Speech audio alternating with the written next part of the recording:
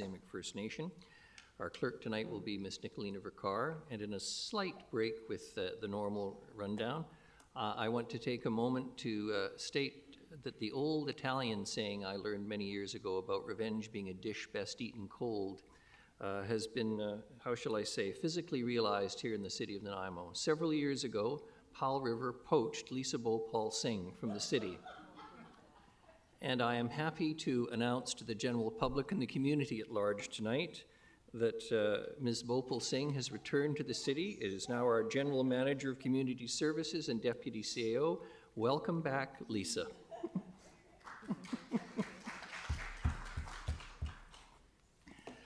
Tonight's regular meeting of Council is being held in accordance with the Community Charter and Council Procedure Bylaw 2018, number 7272.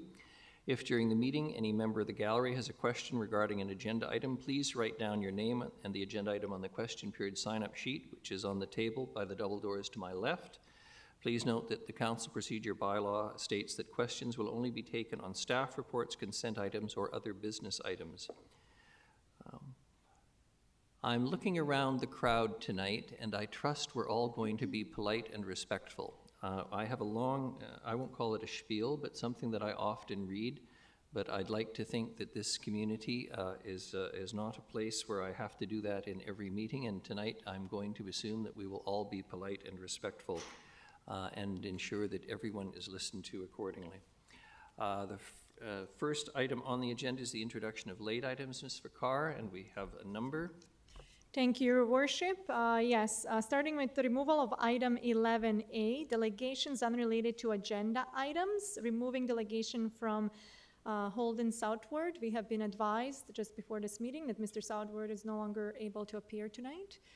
Followed by agenda item 12, we have a few reports. A, lease disposition to BC Housing regarding 354 Halliburton Street. B, covenant amendment application number C822 and development permit application number DP1329 for 355 Nicole Street, as well as temporary use permit application number TUP26 and development variance permit application number DVP484 pertaining to 364 Halliburton Street. For all of those three items, adding the following presenters to respond to Council's questions. John Brown, CAO from Nimiq First Nation, Selena Hing, Project Manager from Macola Development Services, Jose Wong, Development Manager for BC Housing, and Maris McDonald from McDonald Haggerty Architects Limited. And last but not least, for agenda item 12C regarding the TUP 26 and development variance permit application number DVP484 for 364 Halliburton Street, adding delegation from Sydney Robertson, Chair of South End Community Association. That's all. Thank you. Thank you very much. Motion for adoption of the agenda is amended. Moved Councillor Thorpe, seconded Councillor Perino. All those in favor and any opposed? None. Motion carries. Motion for adoption of the minutes is circulated. Moved Councillor Armstrong, seconded Councillor Eastmer. All those in favor? Any opposed? None. Motion carries. Mayor's report. I have a number of items tonight, so please bear with me. The first is a reminder that the City of Nanaimo is inviting nominations for the 2026 Culture Awards. We encourage members of the public to nominate those who both inspire, create, and help shape Nanaimo's cultural identity. Award recipients will be celebrated at a special free event held at the Port Theatre on Tuesday, April the 14th, 2026. And awards include the Excellence in Culture Award, the Honor in Culture Award, Emerging Cultural Leader, you have to be under 30 for that, and the Honor in Heritage Award. We've had some outstanding citizens in the last few years win these awards, and I encourage you to nominate those that you think worthy. We are also asking as a city input on how to pay for growth. We want to ensure that new development contributes appropriately to community growth using clear and equitable cost recovery tools. We're reviewing two tools, if I can call them that. Development cost charges, known commonly as DCCs. These help pay for things like roads, water, sewer, parks, fire, and police services and waste facilities. And the amenity cost charges, ACCs. These help fund community spaces like recreation centers, libraries, public squares, and daycare facilities. These charges make sure that new development pays its fair share so existing taxpayers aren't covering all the costs of amenities and infrastructure necessary to support new growth. The money collected goes into special reserves and is used only for approved projects. Charges are collected when a subdivision is approved for low cost, for instance, low density housing, and when a building permit is issued for higher density housing, commercial, industrial, or institutional buildings. So please feel free to offer your comments. Now, this is a very special week in Nanaimo, and I'm pleased to announce that tomorrow on September the 9th, the 55-plus BC Games will begin. The opening ceremony is Wednesday night, September the 10th at 6:30 at Sir Oxman Stadium. We are honored to host this multi-sport event for British Columbians aged 55 and older, and supported by our partners, Sinamic First Nation, Nanaimo Ladysmith Public Schools, and many local sports organizations. In 2022, the city announced we had been selected as the host city with a successful bid compiled and submitted earlier that year. Previously, we hosted the games back in 2007. I want to recognize tonight the presence of two very special people. There are others here, of course, but Diana Johnson, President, and Brian Clemens is there as well, hiding behind the representatives from SECA tonight, both on the board. It's the largest multi-sport event in British Columbia, and it provides an opportunity to highlight healthy and active living at any age. We will be welcoming approximately 2,700 participants to our beautiful city from 12 zones right across the province. They will be joined by friends, family, officials, sponsors, and supporters.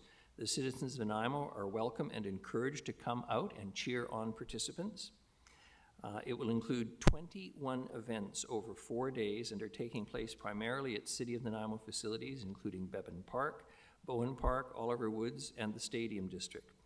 Nearly 1,000 volunteers, guided by the Volunteer Board of Directors, two of whom are here tonight, will help stage the games. They will generate an approximately $3 to $5 million in economic impact for the community, let alone promoting good health. And a fun fact, this comes from Jen Houtby Ferguson, who's the Director of Promotions.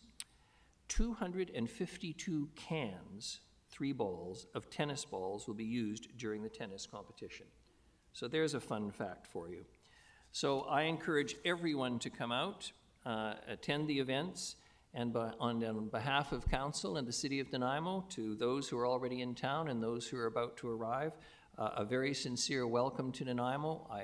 We all hope as citizens here and as Council that you all have a wonderful time in our amazing city. On a somewhat more somber note, National Firefighters National Memorial Day is Sunday, September 14th. Firefighters National Memorial Day is observed each year on the second Sunday of September in Canada. Established in 2017 by the Government of Canada, this day honors all fallen firefighters across the country.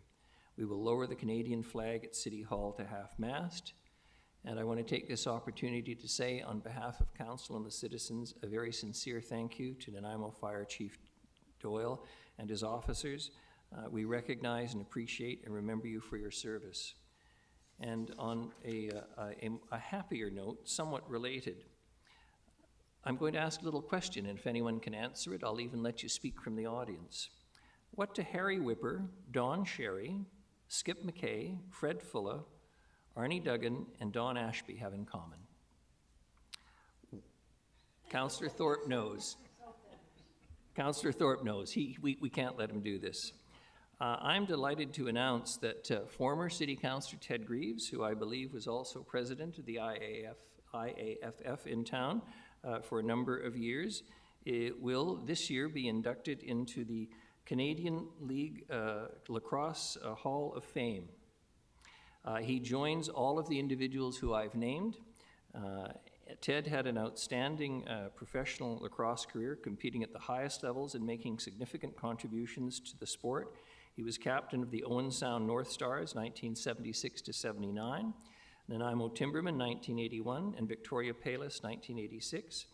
He had an exceptional tournament, leading Canada to a historic victory over the United States and a gold medal result at the World Field Lacrosse Championships in Manchester, England, as one of the team captains. Individual accomplishments in the OLA include second in scoring major series, 1972, and third in 1977, scoring 3 goals in 27 seconds, a Mann Cup record, as a pickup with Brampton in 1976 and 77, and winning the Jim Murphy Trophy as most valuable player in major series lacrosse. In the WALA, he was voted to the first All-Star team twice, 1981 and 1986, and to the second All-Star team in 1985. And I want to take a moment to reflect that Nanaimo is a sport town and very proud of its sports history. But I can't say this without looking at my friend Joan Brown tonight here from Sinamic First Nation and recognizing that this community over time through the Sports Hall of Fame is starting to recognize how much Nanaimo punched above its weight in terms of population with Indigenous sports. Probably men, I have to say that, given the nature of the time. Yes, Joan coughs. I'm sure women will finally get their due at some point, but this community has a wonderful history and we should celebrate it, just as we're all going to show support for sport and get out and support the seniors' games. So, that is it. Forgive me for going on so long tonight. The next item is rise and report, member-at-large appointments to the Board of Variance. During the 2025 July 28th special in-camera meeting, Council appointed Maciek Dobrolowski to the Board of Variance for a 3-year term commencing August 30th, 2025 and ending August 30th, 2028, or until a successor is appointed. Want to thank them for agreeing to take on this appointment. Ms. Vicar, we have no presentations. Committee minutes are just for receipt, no motion required. We have no consent items. Mr. Southward has withdrawn, so we have no delegations. So we are on to reports. The first is lease disposition to BC Housing, 354 Halliburton Street. Ms. Mercer, please.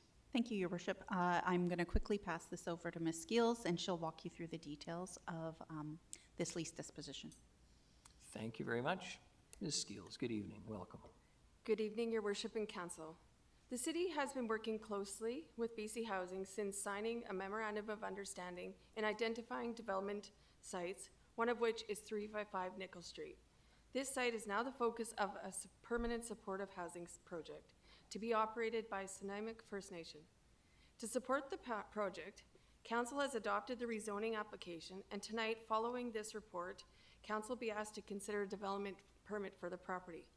For this report, BC Housing has requested that Council consider granting a 60-year lease of city-owned property across the laneway at 354 Halliburton Street. This will provide an outdoor amenity space and 2 parking stalls for the personnel and residents of 355 Nickel Street. The proposed lease will be for a nominal rent and will include that the responsibility of the property will be placed with the operator for maintenance, security, and the programming of the space, which will serve both residents and the community groups. Staff have placed the required notice of disposition in accordance with the community charter and are now seeking Council's approval to proceed with the lease disposal. I'm happy to answer any questions, and there are also representatives here as noted. Thank you very much. Before I ask for any questions for Ms. Brown, Ms. Yang, Ms. Wong, Mr. Wong, and Mr. McDonald, any questions for Ms. Skeels? Everyone's read the material. Councillor Perino? Thank you, Your Worship. Just a very quick question. And one of the paragraphs that talks about the operator also proposes to keep the gates unlocked for the community access and use after the daytime hours, I'm assuming for early evening events. Is it going to be closed sort of after 10 o'clock, or do we know? I just wonder what you know about it. If you could answer that question for me, thank you. Yes, through your worship to Councillor Perino. Well, yes. What the operator was that the gates would be kept open between 6 p.m. and 6 a.m. and that would allow the public to be able to go through the property. They could speak further about this if they choose to. Anyone wants to address that? That's good. Yes, thank you so much. Thank you. Thank you very much. Councillor Hemmons, then Councillor Armstrong, and Councillor Gesselbrock. Thank you, Your Worship, and thank you to Councillor Perino. I also picked up on that, and I'm just flagging that having the gates open on an unlocked space during the day but open at night in that neighborhood might invite camping it might invite some activity that we're actively trying to dissuade in that neighborhood. So I'm just flagging that. The question I have is about the operator intends to set up and manage a booking system that would allow community groups to book the amenity space. I think that's wonderful. That would be a great use of the food forest. Will that be offered at no cost to community groups if this lease is approved? Through your worship to Councillor Hemmons, it is intended that the property would be for nonprofit. So they wouldn't be able to profit off of it, so it would be a free of charge use. Thank you. Thank you very much. Councillor Gesselbrook. Thanks. Yeah, it's been an interesting space for many years. I think it was working with the community group when it was all blackberry, and then cleared it out and planted a food forest, and there's great apple trees, medlar trees, plum trees, gumi berries, chock-a-block full. And it's great to see it transformed into a different space.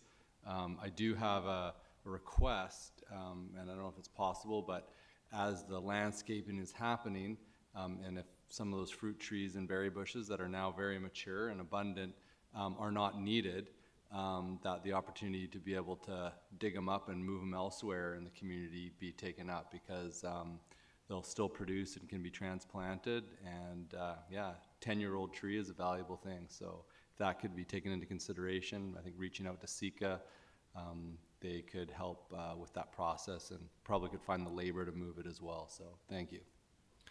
Thank you very much. I note for the record that as announced when introduction of late items was spoken to by Mr. Carr, that Joan Brown, CEO of Sadamic First Nations, Selena Hang, Project Manager, Macola Development Services, and Jose Wong, Development Manager, BC Housing, all nodded in response to your question. So we have a public commitment. Councillor Eastmere. Thank you. I just wanted to speak to that because I also remember when this came through design panel, it was a really wonderful landscape plan. I think it's the bar to which we compare all other landscape plans now, and it had the retaining of much of what existed in the food forest. So thanks for that work, and I'm really confident that it's going to be a beautiful space that respects what's there and really adds to it. So thank you for that. Thank you very much. If there's no questions for the presenters, no further questions, Councillor Hemmons moves the recommended motion. Councillor Perino seconds. All those in favor? Any opposed? None. Motion carries. The next is Covenant Amendment Application Number CA22 and Development Permit Application Number DP 1329355 Nickel Street. This is to present for Council's consideration a concurrent covenant amendment and development permit to facilitate the supportive housing development at 355 Nickel. We don't get an introduction on this one, or do we? Ms. Farquhar? Thank you, Your Worship. So it is requested that, no introduction comments, but it is requested that Council hear anyone wishing to speak with respect to covenant amendment application specifically. What you just heard is that as there is no introduction to this, rules having been changed at the provincial level, is anyone wishing to speak with respect to Covenant Amendment Application Number CA22-355 Nickel Street? Again, if no one wishes to say anything, we still have the folks available to answer questions, including Mr. McDonald, I'm going to assume online. Yes, McDonald Haggerty Architects Ltd.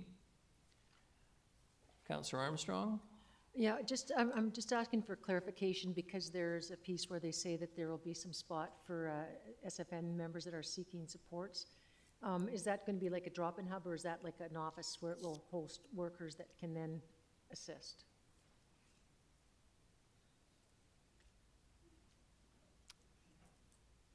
Ms. Brown, please. 355.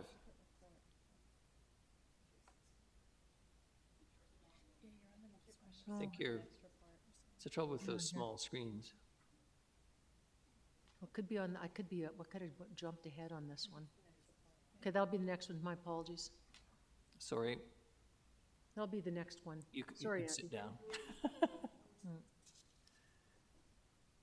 I jumped. Is there anyone who wishes to speak to it? If not, the recommended motion, the first motion that council, with respect to the covenant amendment, that council directs staff to discharge section 219 covenant from the property title, etc. That's moved Councillor Hemmens, seconded Councillor Eastmere. All those in favor? Any opposed? None. Councillor Hemmens moves the second recommended motion, seconded by Councillor Thorpe. Discussion with respect to this? Councillor Hemmens? Thank you, Your Worship. I'm really pleased to support this project. And I just want to make a note that when people ask how the city supports affordable housing, this is one of the ways that we're offering city land for affordable housing to be built on.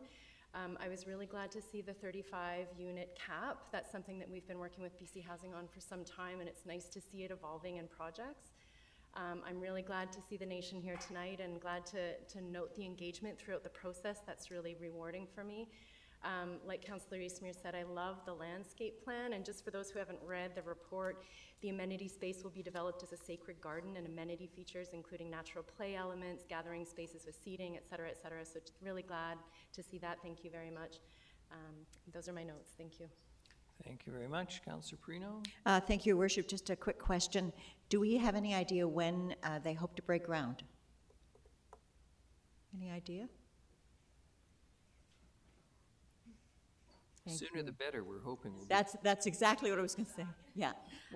Currently, we are just waiting within the building permit process. The building permit process, well, maybe we can, We would love for that to be expedited if possible, but that is where we're at, and right now it is looking at, just with the current city timelines, we're looking at spring 2026. Perfect. Yeah. Well, and so thank you so much, and I just want to say thank you, Joan Brown. Oh, couldn't do this without you, so thank you.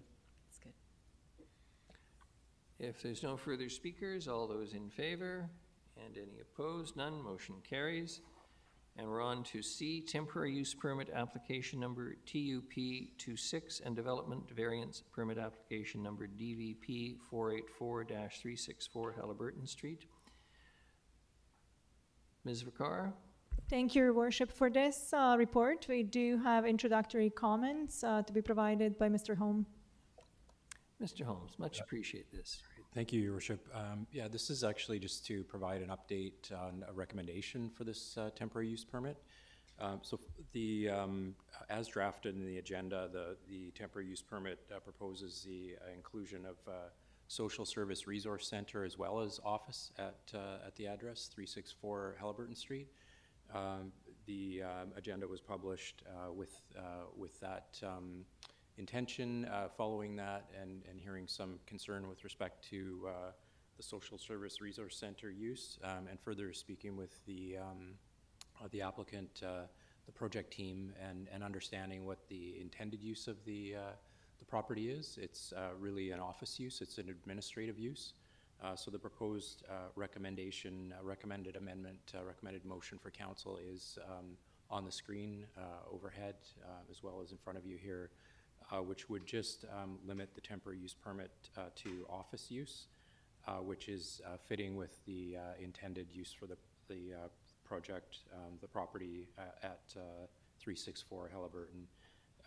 The property is more intended to be used for administrative purposes and also as allowed within office use to provide information, referral, counseling, and advocacy services, but not the other more intensive services that would be provided for under Social Service Resource Center. Happy to take questions. Hopefully that's clear. Thank you.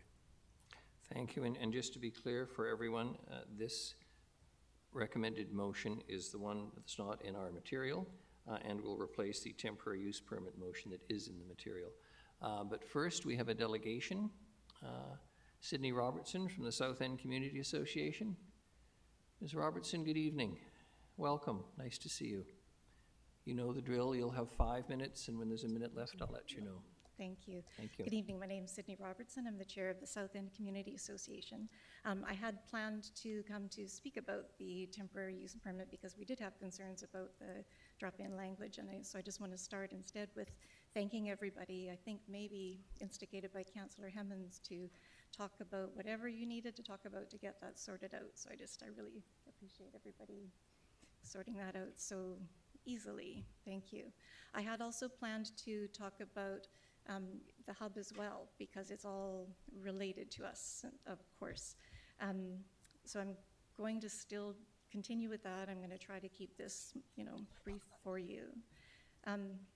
It still made sense to me to talk about it together because, in our neighborhood, we don't live with one supportive housing building at a time or one support service at a time. We live with all of them. And the context is what's really important to all of us. On your agenda is the letter that I sent to you from SECA. It was a very hard letter to write, asking that you close the hub as soon as possible. And I know that that's not an easy decision and not an easy process, but that's the request that we've come to. It's just become too much for my neighbors to withstand. We're really aware that there are people who are being helped inside the hub, but people are also being harmed outside the hub, and that's the issue. I think you're aware of all those issues. Ms. Robertson, in fairness, we are dealing with the development permit variance, and I appreciate you addressing the issue of the hub generally, but I'm not sure that I should be allowing you to continue, and I'm looking to Mr. Lindsay or Ms. Vicar. Not wishing to cut you off, I realize it's an important issue for the area. Your Worship, at this time, comments around the temporary use permit would be appropriate, for sure. Okay. I did have a quick chat with someone in Legislative Services who thought it would be okay to have it together. How about I just wrap up? Thank you. Would that work? Because the other important piece that I do want to say is that one of the challenges for us, for our neighborhood and for SECA, has been that the hub has become kind of a consuming focus for us. It's taken so much of our time and energy, and what we really want is to be able to focus on things like 355 Nickel Street, because I want to be really clear in letting you know that that's a project that we completely support and we're very excited about. We've said for a long time that SECA has challenges with how many supports and housing things are in our neighborhood. But the project plan for 355 Nickel Street, if I can pick one and put it at the top of the list, that's the one. It belongs exactly where it's going, and we're just very excited, and it's a beautiful vision for the space. Thank you. Thank you. Councillor Armstrong, do you have a question? Yeah, my question actually was for B. I was right, it was mentioned in B. So I just, if the CEO wouldn't mind, because it does say in there, in addition to the dwelling units, the building will include support services for SFN Nation members. And I was just wondering, and that was to the previous, is if that would be people that are just able to come in, or is it appointments that they would have to make? Like how would members from the nation access that service? Ms. Brown, please. Yes, and thank you for the question, and thank you for this opportunity, and above all, thank you for the support that you're providing for this amazing project. And what we're trying to do is, like, our outreach workers are stationed in Cedar, so we're bringing them closer so we can provide that support. But as Jeremy had said, it's really administrative, so not direct service from there, but just an outreach office. So they'll be moving with our relatives that are in the street, but not directly providing any kind of services from 364. Thank you so much. Okay, no, thank you. Thank you. Councillor Hemmons. Thank you, Your Worship. My question is for Ms. Robertson. Thank you, Ms. Brown. Given what you said about the context, and I know we're not talking about the hub, but this is connected, do you support the amendments that were on the screen to the temporary use permit to keep this as an office space and not a drop-in service? Yes, Thank absolutely. you. Thank you very much. We still have the presenters. Thank you, Ms. Robertson. I'm going to assume we have no questions for the presenters. If someone would care to make the motion as shown on the screen. Initially, Councillor Armstrong, seconded Councillor Hemmons. Any discussion? The This is with respect to the temporary use permit. All those in favor and any opposed, none, motion carries. The next is the development variance permit motion itself, which is in the material. Any discussion on this? If someone wants to care to move the motion, moved Councillor Armstrong, seconded Councillor Thorpe. Not seeing any. All those in favor and any opposed, none, motion carries. Thank you very much. Appreciate the attendance of the potential presenters tonight who didn't have to work too hard.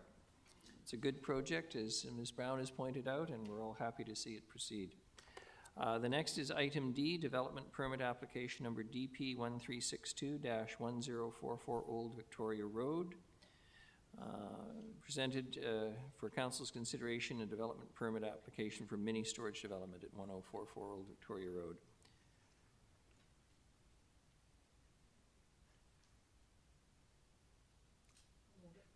Moved by Councillor Armstrong, seconded Councillor Hemmens. Discussion on this? Not seeing any. All those in favor? Any opposed? None. Motion carries.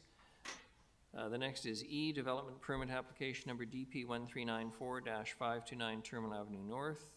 Presented again for Council's consideration an amendment to development permit number 1252 to reduce the minimum parking requirement for multifamily residential development at 529 Terminal Avenue North. Anyone care to make the recommended motion? Moved Councillor Brown, seconded Councillor Perino.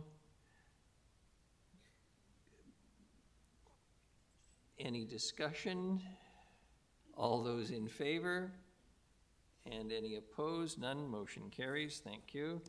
We're on to bylaws. The first is Officer Designation and Delegation of Authority Amendment Bylaw 2025, number 7353.04. Councillor Eastmere, if you would read it out, please. Thank you. I move that Officer Designation and Delegation of Authority Amendment Bylaw 2025, number 7353.04 be adopted. Seconded Councillor Thorpe. All those in favor? And any opposed? None. Motion carries. We next have under other business, Council Policy COU-246, consideration of variances policy. Councillor Eastmere. I move that Council endorse Council Policy COU-246, consideration of variances policy. Seconded Councillor Brown. All those in question, Councillor Armstrong. A question on the policy. Have we discussed, or has there been any, have we looked at the impact it's going to have on the neighborhoods for removing some of these regulations? And then they're going to, you know, these people paid for the roads via their housing, and now they're going to lose a lot of the parking to non-people that didn't pay?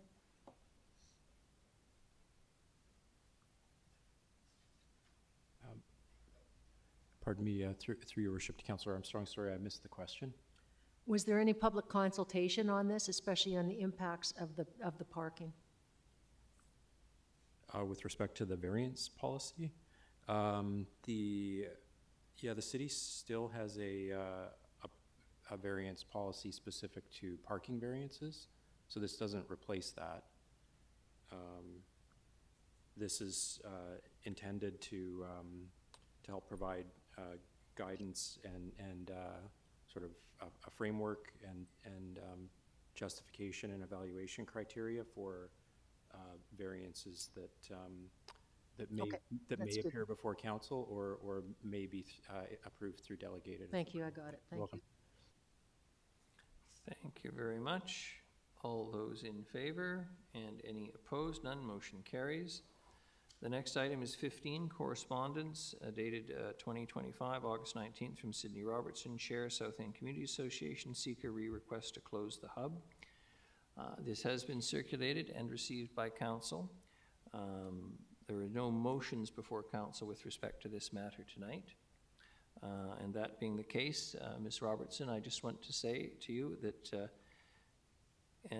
all those who are concerned about this issue, council is very well aware of the concerns. It absorbs and continues to absorb a fair bit of council time and staff time, and tonight I won't say anything further with respect to it. I'm not seeing any notices of motion. Question period. agenda items only. Ms. Vakar?